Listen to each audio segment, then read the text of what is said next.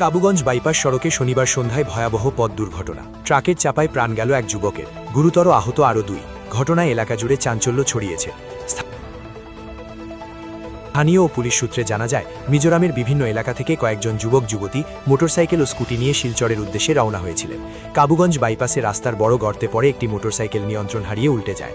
আরোহী যুবক সড়কে ছিটকে পড়তেই বিপরীত দিক থেকে আসা দ্রুতগতির একটি ট্রাক তাকে চাপা দিয়ে চলে যায়। ঘটনাস্থলেই মৃত্যু হয় মিজোরামের ভাইরিংটি সিমলং এলাকার বাসিন্দা 23 বছর বয়সী জামজাপ পসুমসবের। একই দুর্ঘটনায় গুরুতর আহত হন জাম্পো সাংমন ও লালবই সাংমন। খবর পেয়ে ধলাই থানার পুলিশ দ্রুত ঘটনাস্থলে পৌঁছে আহতদের উদ্ধার করে ধলাই প্রাথমিক স্বাস্থ্যকেন্দ্রে নিয়ে যায়। পরে উন্নত চিকিৎসার জন্য তাদের শিলচর মেডিকেল কলেজ হাসপাতালে পাঠানো হয়। সেখানে চিকিৎসকরা জামজাপ্পাও সিমসংকে মৃত ঘোষণা করেন। পুলিশ দুর্ঘটনায় জড়িত KA19AF1679 নম্বরের ট্রাক ও দুর্ঘটনাগ্রস্ত MZ05B3695 নম্বরের স্কুটি উদ্ধার করে থানায় নিয়ে গেছে। তদন্ত চলছে।